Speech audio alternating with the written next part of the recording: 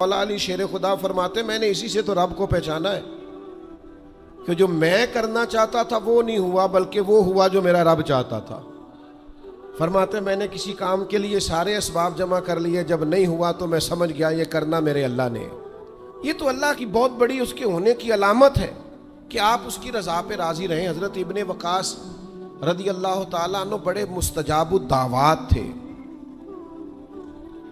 جو دعا مانگتے تھے قبول ہو جاتی تھی، اللہ کا ان پر خاص انعام تھا۔ اور یہ بات بڑی مشہور ہو گئی، دور دور سے لوگ ان کے پاس دعائیں کرانے آتے، خود وہ نابینا تھے، بینائی نہیں تھی۔ تو کچھ لوگوں نے ان سے کہا کہ آپ اپنے لیے بھی دعا کر لیں، تو فرمانے لگے میرے رب نے بڑا عرصہ مجھے آنکھوں کا نور عطا کیا ہے، اب وہ لے گیا ہے تو میں اپنے رب کی رضا پہ راضی ہوں۔ اب اس میں ہوتا کیا ہے؟ دکھ اور تکلیف اور اللہ کے فیصلے پہ راضی رہنے میں نا ایک خاص لذت بھی ہے۔ صرف سکھوں کا مزہ نہیں ہوتا، دکھوں کا بھی مزہ ہوتا ہے۔ ہاں زخموں کی بھی ایک لذت ہوتی ہے۔ یہ کبھی آپ کے کوئی زخم ہو جائے اور ٹھیک ہونے کے قریب آئے تو آپ اسے چھیڑ کے دیکھیں، اس کی بھی ایک لذت، دکھوں کا بھی ایک مزہ۔ سکھوں میں تو لوگوں کو رونا نہیں آتا، جو بڑے سکھی ہوتے ہیں وہ تو کعبے جا کے نہیں روتے، ناراض نہ ہوئیے گا مجھ سے، ان کو تو مدینے جا کے رونا نہیں آتا۔ یہ دکھ ایک ایسی چیز ہے جو بندے کے دل کو نرم رکھتے ہیں۔ یہ آزمائش ایک ایسی چیز ہے جس میں نفسانی قوتیں ختم ہوتی۔ کوئی نہ کوئی آزمائش انسان کے ساتھ رہے تو اللہ کے حضور حاضر رہتا ہے۔ دکھوں کو، بیماریوں کو، تکلیفوں کو کبھی بھی برا نہیں جاننا چاہیے۔ یہ تو انسان کو اللہ کے قریب کر دیتی ہیں، دلوں کو نرم کر دیتی۔ جن کو ہم بعض اوقات بڑی آزمائش سمجھ رہے ہوتے ہیں وہی تو خیر بن جاتی۔ حضرت جناب ایوب علیہ السلام شدید علیل ہو گئے، شدید بیمار ہیں، 16 سال گزر گئے بیماری کو۔ تو آپ کی اہلیہ نے ایک دن آپ سے کہا اللہ کے نبی ہیں، دعا ہی مانگ لیں، اللہ شفا دے دے۔ تو جناب ایوب علیہ السلام اپنی اہلیہ سے فرمانے لگے شفا کتنا عرصہ رہی ہے؟ انہوں نے کہا 60 سال۔ فرمایا بیماری کو کتنا عرصہ ہوا؟ کہا 16 سال۔ فرمانے لگے ذرا بیماری کو بھی 60 ہو لینے دے پھر دعا مانگ لیں گے، ہو لینے دے ذرا 60 سال۔ اللہ کی رضا پہ راضی رہنے کا فیصلہ کیا۔ آپ کی زبان مبارک سے یہ جملے نکلے کہ 60 سال ہو جائیں گے تو کر لوں گا دعا، اللہ تعالیٰ نے اسی وقت شفا عطا فرما دی، ٹھیک ہو گئے جناب ایوب۔ کچھ دن گزرے نا تو آپ کی اہلیہ نے ایک سوال پوچھا، کہنے لگی ایوب یہ بتائیے آپ نے بیماری بھی دیکھی، شفا بھی دیکھی، بیماری ٹھیک تھی کہ شفا؟ تو آپ فرمانے لگے سارے دن ہی اللہ کے ہیں، جس حال میں رکھے ٹھیک ہے، وصل اچھا ہے نہ فراق اچھا ہے، یار جس حال میں رکھے وہی حال اچھا ہے، میں سارے دن اس کے ہیں۔ لیکن فرمانے لگے اگر تم مجھ سے پوچھو نا میری ذاتی رائے تو بیماری بڑی اچھی تھی۔ انہوں نے کہا یوں بیماری اچھی تھی؟ آپ فرمانے لگے جب میں بیمار تھا نا تو 24 گھنٹے میں ایک بار میرا رب میرا حال پوچھتا تھا۔ فرمایا 12 گھنٹے تو اس مزے میں گزر جاتے تھے کہ رب نے حال پوچھا، اور پھر اگلے 12 گھنٹے میں انتظار کرتا تھا کہ میرا رب دوبارہ کب حال پوچھے گا۔ تو میں 24 گھنٹوں کی لذت نہیں بتا سکتا جو اس کے حال پوچھنے سے طاری ہوتی۔ تو فرمایا شفا تو مل گئی ہے پر اب وہ حال تو نہیں نہ پوچھتا۔ اب وہ میرے بھائی اس بیماری میں جو لذتیں ہیں، جو کرم نوازیاں ہیں، جو رحمتیں، ان کو بھی تو دیکھیں، اپنے کریم رب کی رضا پہ راضی تو رہے۔ آپ کو پتہ ہے دکھ کس کو کہتے ہیں؟ دکھ کی تعریف درویش یہ کرتے ہیں کہ ہماری مرضی اور ہے اور رب کا ارادہ کرم اور ہے، اس کا نام دکھ ہے۔ سکھ کیا ہے کہ ہماری بھی وہی مرضی ہے جو ہمارے رب کی مرضی ہے۔ اگر مالک کریم کا ارادہ کرم یہ ہے کہ لاکھوں کروڑوں مل جائیں تو الحمدللہ، اور اگر اس کا ارادہ کرم یہ ہے کہ ایک وقت روٹی ملے ایک وقت فاقہ ہو تو الحمدللہ۔ اللہ کے فیصلوں پر راضی رہنا۔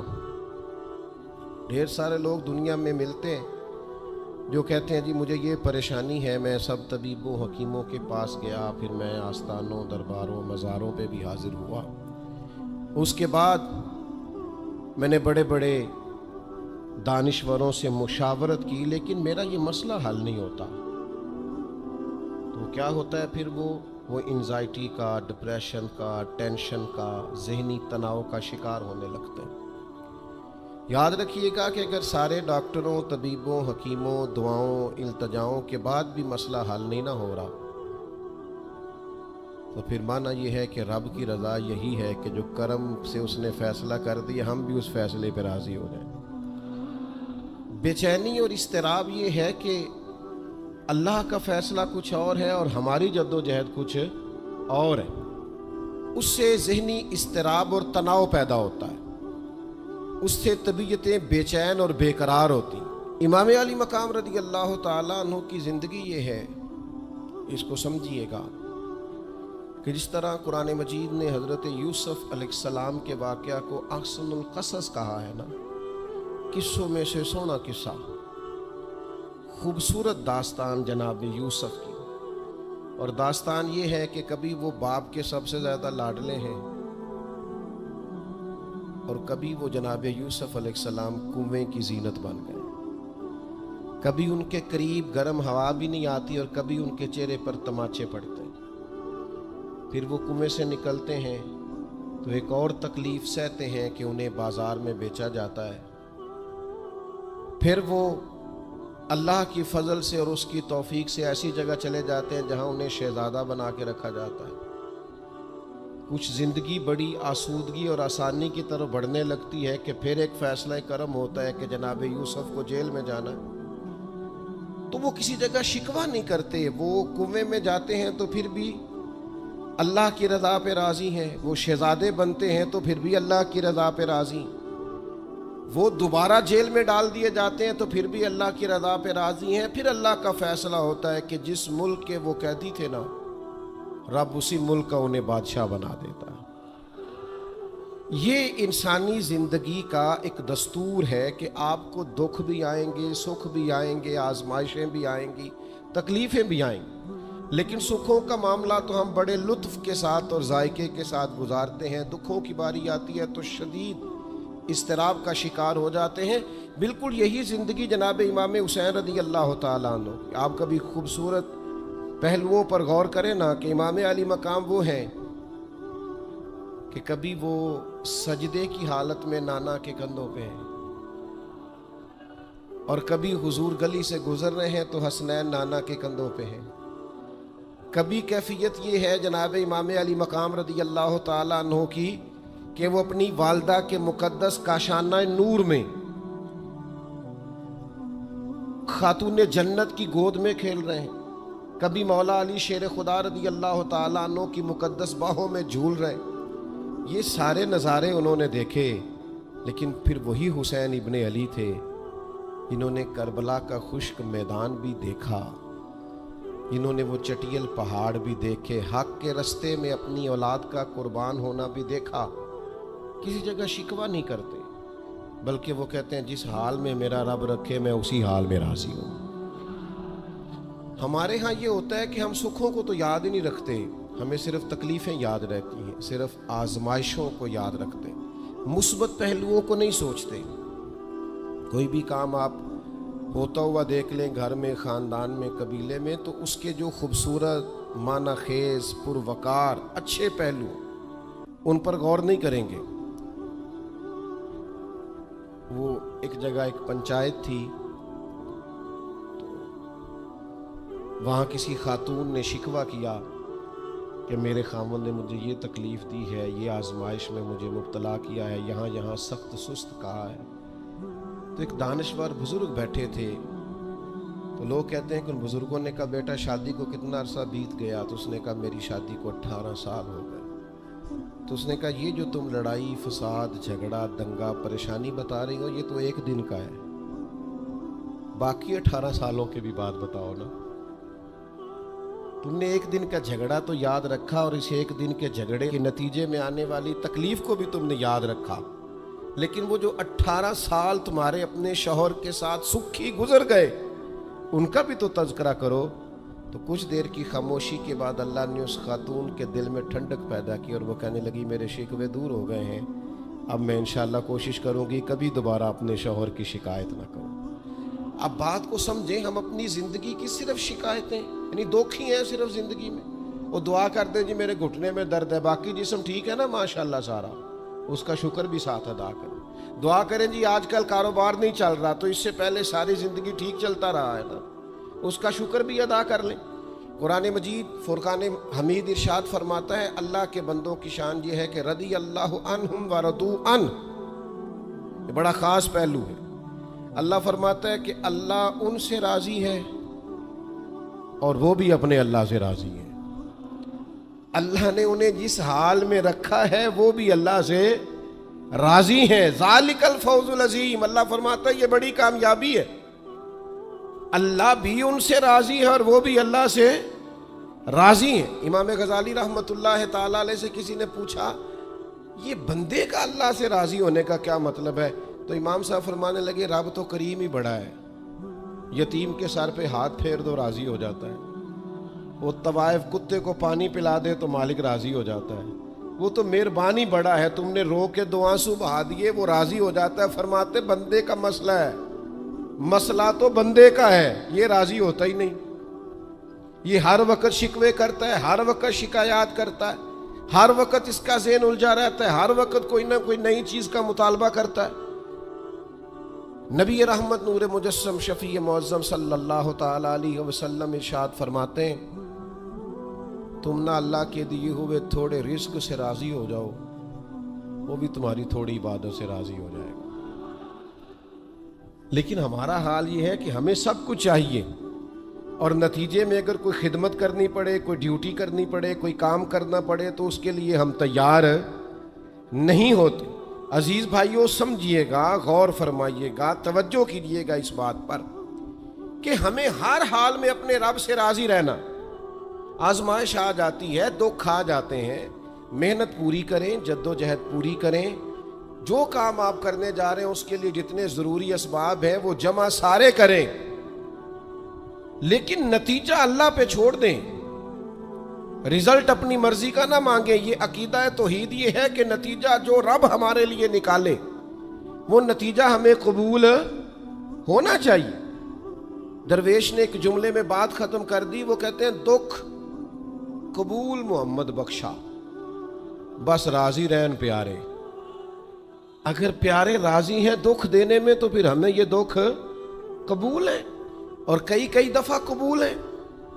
تو اپنی طبیعت کے اندر یہ مقام تسلیم و رضا لائیں، ہر وقت اپنے رب سے راضی رہیں۔ صحیح مسلم شریف میں حضرت عمر فاروق رضی اللہ تعالیٰ عنہ کا ایک جملہ بڑا خوبصورت ہے اور حضور اس کو سن کے بڑے راضی ہوئے، صحیح مسلم میں موجود ہے۔ حضرت عمر نے ایک موقع پر جب سرور کائنات علیہ السلام کو تھوڑا ناراض دیکھا، حضور کے چہرے پر کچھ آثار ناراضگی دیکھے، تو جناب عمر نے ایک جملہ کہا تھا جو بڑا حسین ہے اور کتب احادیث میں چمکتا ہے۔ حضرت عمر نے وہ بات کہی تو حضور کی ناراضگی خوشی میں بدل گئی۔ نبی پاک علیہ السلام کے چہرے پر جو آثار ناراضگی تھے وہ خوشی کے تصورات میں بدل گئے۔ حضرت عمر عرض کرنے لگے رضیت باللہ ربا وبالاسلام دینا وبسیدنا ومولانا محمد نبیم ورسولا۔ حضرت عمر نے حضور کو ناراض دیکھا تو کہنے لگے یا رسول اللہ، ہم اللہ کے رب ہونے پہ راضی ہیں، اسلام کے دین ہونے پہ راضی ہیں، اور اللہ نے آپ کو ہمارا نبی اور رسول بنایا، ہم اس بات پر بڑے راضی ہیں۔ ہم راضی ہیں کہ اللہ ہمارا رب ہے، اسلام ہمارا دین ہے، اور محمد صلی اللہ علیہ وسلم ہمارے نبی اور رسول ہیں، بڑے راضی ہیں۔ بس یہ رضا والا جملہ کہا تو اللہ کے رسول خوش ہو گئے۔ تو اللہ سے راضی رہیں، آپ کے تصورات میں شکوے پیدا نہ ہو، شکایتیں نہ ہو، الجھے نہیں۔ اور بہت سارے لوگ ایسے ہیں جن کا خیال ہے میری بڑی شان ہے تو میرے اوپر مشکلات کیوں آتی ہیں۔ دوست اکثر کہتے ہیں جی میں صدقہ بھی دیتا ہوں، نمازیں بھی پڑھتا ہوں، دل किसी का न दुखे, इसके लिए भी पूरी कोशिश करता हूँ। मेरा ज़िंदगी का मिजाज ये है कि मैं कोशिश करता हूँ कि किसी को मेरे लहजे से, अंदाज से, उठने बैठने से अजियत न पहुँचे, लेकिन फिर भी मुझे मसाइब आते हैं। हम उन्हें कहते हैं आप इबादत करें, मेहरबानी फरमाएं, तजारत तो ना करें। आपकी राय ये है कि मैंने सदका दे दिया, मुसीबत कोई ना आए, मैंने नमाज पढ़ ली, मुशक्क़त कोई ना आए। तो कानून कुदरत ये है कि हुजूर अलैहिस्सलातु वस्सलाम फरमाते हैं सबसे ज़्यादा तकलीफ़ें आती अंबिया पे हैं, और हुजूर फरमाते हैं मैं अल्लाह का लाडला महबूब हूँ, मेरे ऊपर सबसे ज़्यादा तकलीफ़ें आई। ये आप अल्लाह की रज़ा पे राज़ी रह के तो देखें, आपके मिजाज में कमाल बुर्दबारी पैदा हो जाए, एक ठहराव आएगा। ये दोस्त इंतज़ामात कर रहे होते हैं ना प्रोग्रामों के, इज्तिमात के, महफिल के, तो मैं एक ही बात सबसे करता हूँ, मैं कहता हूँ आपने ना बुर्दबार रहना है, आपने तहम्मुल से रहना है। हम देहाती लोग हैं, तो हमारे यहाँ शादियाँ होती थी ना, तो शादियों पे रिश्तेदार इकट्ठे होते थे, तो सिर्फ ये फिक्र नहीं होती थी कि खाना पूरा हो जाए, सिर्फ इतनी फिक्र नहीं होती थी कि इनके सोने का इंतजाम हो जाए, एक फिक्र और भी होती थी कि बंदे बड़े इकट्ठे हुए हैं, सारे बरादरी इकट्ठी हुई है, कितने लड़ ना पैन आपस में। हमारे यहाँ ना चढ़ाने वाले ज्यादा खतरनाक नहीं होते, चिढ़ने वाले ज्यादा खतरनाक होते हैं। जो जरा सी बात पे गुस्से में आ जाएं, जरा सी बात पे चिढ़ जाएं, कहीं सुकून ही नहीं, ठहराव ही नहीं जिंदगी में। अल्लाह की रज़ा पे राजी रहे। मेरे रब ने जहां मुझे रखा है सबसे ज्यादा बाकमाल रखा है। जहां मैं हूं खुदा जाने बुलंदी है कि पस्ती, पर जहां मैं हूं वहां कोई नहीं है। आप अपने रब की रज़ा पे राजी रहें कि मेरी जहां ड्यूटी है, क्या ही बात है, मेरी जहां ड्यूटी, हजरत सिद्दीक़ अकबर को अमीरुल मोमिनीन बनाया गया, लेकिन जनाब बिलाल हबशी के पास मदीने वाले महबूब के मेहमानों की जिम्मेदारियां थी, मस्जिद नबवी की कुंजियां थी। कमाल उनका भी बड़ा है और कमाल बिलाल हबशी का भी बड़ा है, हालांकि वो तो मस्जिद में झाड़ू देते थे, खिदमत करते थे। तो आप अल्लाह की रज़ा पे राजी रहें, जहां रब ने आपको रखा है, जिस मकाम पे रखा है वहां आप राजी रहें। आपको इत्मीनान महसूस होगा, आप सुकून में आ जाएंगे, दिल में ठंडक महसूस करेंगे, परेशानियों से निकलेंगे। ये हदीस देखिए, इमाम गजाली ने लिखी है, नबी पाक सल्लल्लाहु ताला अलैहि वसल्लम के पास ना सहाबा की एक जमात आई। उन्होंने अर्ज की, या रसूल अल्लाह सल्लल्लाहु अलैहि वसल्लम, हम ईमानदार हैं। तो हुजूर ने फरमाया, तुम्हारे ईमान की निशानी क्या है? तुम साहिब ईमान हो तो दलील क्या है? उन्होंने अर्ज की, या रसूल अल्लाह, ये जरा दलील सुनना। अर्ज करने लगे, या रसूल अल्लाह, मुसीबत आए तो सब्र करते हैं, नेमत मिले तो शुक्र करते हैं, और या रसूलल्लाह रब जो फैसले कर दे हम उस पर राजी रहते हैं। हुजूर फरमाने लगे, काबे के रब की कसम, तो वाकई ईमानदार लोग हो। अगर तुम अल्लाह के फैसलों पे राजी हो, अगर तुम नेमतों पे शाकिर हो, मसाइब पर साबिर हो, तो तुम वाकई मोमिन हो। तो ये याद रखें अच्छी तरीके से कि हमेशा अपने आप को अपने रब के फैसलों पे राजी रखें। हमेशा कोशिश करें कि मुकद्दर से शिकवा न करें, तकदीर से शिकायत ना करें। जो हमें नहीं मिला उसके बारे में अपनी तबीयत के अंदर तड़प और तलब ना पैदा करें। बस जो फैसला रब ने कर दिया उस फैसले पर हमेशा राजी रहें। ये करके देखें। हजरत अनस बिन मालिक रदी अल्लाह ताला अन्हु फरमाते हैं, एक पूरी जमात जन्नत में जाएगी लोगों की। फरिश्ते उनसे पूछेंगे कि मियाँ हिसाब दे आए हो?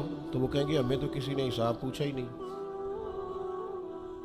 उनसे पूछा जाएगा, पुल से रात देखी है? कहेंगे नहीं, हमने तो नहीं देखी।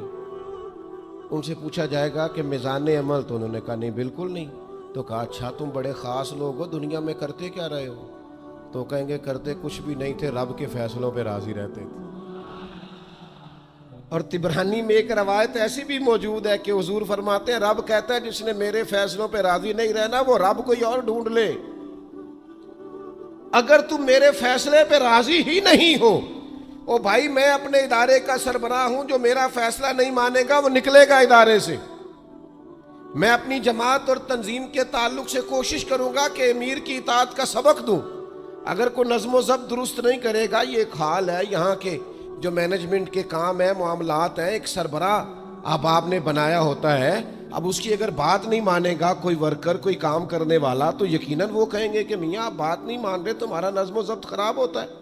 لہذا اگر آپ نے ہمارے نظم کے اندر نہیں رہنا تو آپ نکل جائیں. تو اللہ کے فیصلوں کو جو لوگ تسلیم نہیں کرتے،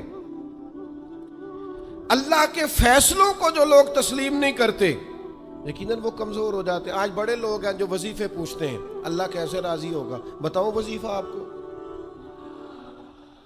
امام غزالی لکھتے ہیں کہ حضرت موسیٰ کلیم علیہ السلام نے اللہ کے حضور عرض کیا، مالک میری قوم پوچھتی ہے تو کیسے راضی ہوگا؟ ہم تجھے راضی کرنا چاہتے ہیں تو کیسے راضی ہوگا؟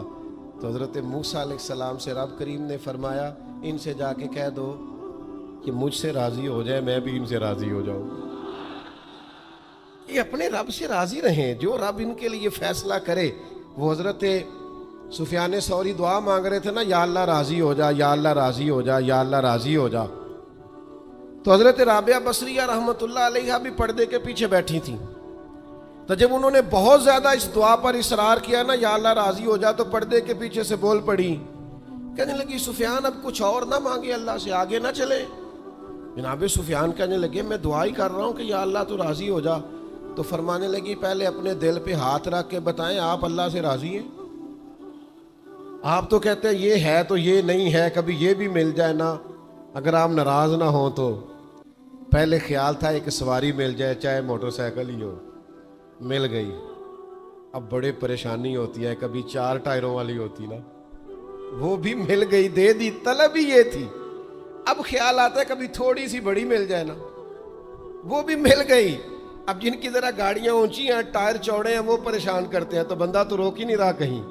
تو حضرت کلیم سے رب نے فرمایا ان سے کہو مجھ سے راضی ہو جائے، میں بھی ان سے راضی ہو جاؤں. لیکن ہماری طبیعت کی بے چینی، ہمارے مزاج کی بے قراری، ہمارے لب و لہجے کا وہ عالم کہ ہم خوش نہیں ہوتے. ڈھیر سارے لوگ ہیں، آپ کچھ بھی کر لیں، کچھ بھی گھر میں لے آئیں، کچھ بھی ہو جائے، کتنی بھی نعمت مل جائے، ان کا مزاج اس طرح کا بن جاتا ہے، خوش نہیں. میں اکثر دوستوں سے کہتا ہوں کہ بعض دوست ایسے ہیں جن کا انداز اس طرح کا ہے کہ ان کو کوئی بھی نعمت مل جائے تو ان کی طبیعت سکون پذیر نہیں ہوتی. حضرت عبداللہ ابن عمر رضی اللہ تعالیٰ عنہ صحابہ میں سے بڑے صالح آدمی ہیں، نیک آدمی ہیں، حضرت عمر کے صاحبزادے ہیں، اور اللہ کے حبیب علیہ السلام نے فرمایا یہ بڑے نیک ہیں. تو سیدنا عبداللہ ابن عمر رضی اللہ تعالیٰ عنہ کے نا ایک صاحبزادے بیمار تھے. یہ جو بچے بیمار ہوں یا کسی تکلیف میں ہوں تو یہ ماں باپ کو بڑا بے چین کر دیتے ہیں. اپنی بھوک بھی بندہ سہ لیتا ہے، اپنی بیماری اور تکلیف بھی سہ لیتا ہے، لیکن اگر اولاد کسی آزمائش کا شکار ہو جائے، پریشانی کا شکار ہو جائے تو انسان بڑی تکلیف میں آ جاتا ہے. حضرت عبداللہ ابن عمر رضی اللہ تعالیٰ عنہ بڑے پریشان تھے اپنے بیٹے کو لے کر، اور جو ان کے قریبی لوگ تھے وہ محسوس کرتے تھے کہ شدید ذہنی اضطراب میں مبتلا ہیں سیدنا عبداللہ ابن عمر. اللہ کا فیصلہ ایک کرم آیا اور ان کے صاحبزادے کا وصال ہو گیا. جب ان کے صاحبزادے وصال کر گئے نا تو ظاہر ہے کہ بیماری سے بڑا غم تو صاحبزادے کا انتقال کر جانا ہے. تو جنازے کے لیے جو لوگ آئے اور اس کے بعد جو تعزیت کے لیے لوگ آئے وہ کہتے ہیں ہم نے جناب عبداللہ ابن عمر کو بڑا مطمئن دیکھا. ہم نے دیکھا کہ بیٹے کے انتقال کے بعد ان کی طبیعت میں ایک ٹھہراؤ آ گیا اور آنے جانے والوں کو بڑے اطمینان سے، بڑی محبت سے ملتے، ان کا انداز بڑا منفرد ہو گیا. ایک صاحب نے پوچھ ہی لیا کہ جناب آپ پہلے بڑے بے چین تھے، اب آپ کی طبیعت میں بڑا ٹھہراؤ آ گیا، وجہ کیا ہے؟ تو حضرت عبداللہ ابن عمر فرمانے لگے جب تک وہ بیمار تھا میری ذمہ داری تھا اور میں بے چین تھا. فرمایا میرے رب کا فیصلہ کرم آ گیا ہے اور وہ میرے رب کے حضور حاضر ہو گیا ہے. گویا اب جس بارگاہ میں گیا ہے وہاں رحمت ہی رحمت ملے گی، وہاں کرم ہی کرم ملے گا. اب میں مطمئن ہو گیا ہوں کہ اللہ کی رحمتیں قبر میں اس کا استقبال کریں گی. جب تک میری ڈیوٹی تھی تو میں پریشان تھا، بے چین تھا، بے قرار تھا. اب تو حاضر بارگاہ ہو گیا اور میں اپنے رب کی رضا پہ راضی ہوں. جب تک اللہ نے چاہا بیٹا میرے پاس رہا, اور جب اللہ نے چاہا اللہ نے اسے اپنی بارگاہ میں بلا لیا. میرے بھائیوں یاد رکھیے گا, ہمیشہ اس بات کو اپنے ذہن میں بٹھائیے گا کہ زندگی کے اندر کبھی بھی اللہ کے فیصلوں پر شکوہ کرنا اور اللہ کے فیصلوں پر اظہار ناراضگی کرنا معاذ اللہ, اس سے اپنے دامن کو ہمیشہ بچا کے رکھیں اور پناہ میں رکھیں اپنے دامن کو کہ کبھی بھی انسان اس طرح کا نہ ہو جائے. میں دیکھتا ہوں شدید بے چینی یہ ہمارے ماحول میں, اللہ تعالیٰ معاف فرمائے, جو لوگوں سے شدید ایک دوسرے سے ہماری طبیعتیں کھنچ جاتی ہیں اور تناؤ اور کھنچاؤ پیدا ہو جاتا ہے, اور پھر لوگ ڈپریشن میں چلے جاتے ہیں. حتیٰ کہ بعض لوگ معاذ اللہ انتہائی قدم اٹھاتے ہیں, خودکشی کی طرف بڑھ جاتے ہیں. اور بڑے بڑے پڑھے لکھے لوگوں کا ہم ایسا رجحان دیکھتے ہیں کہ وہ عجیب پریشانی کن گفتگو کرتے ہیں, بس اس کا ارادہ تھا ملک سے باہر جانے کا اور وہ حالات سازگار نہیں ہوئے, کسی وجہ سے نہیں جا سکا. تو بھائی سارے لوگ نہیں جا پاتے. آپ ڈھیر سارے لوگوں سے پوچھ لیجئے گا کہ وہ زندگی میں کچھ اور کرنا چاہتے تھے لیکن اللہ کا ارادہ کرم ان کے لیے کچھ اور تھا. اور یہ ایک ایسی اللہ کی توحید کی علامت ہے کہ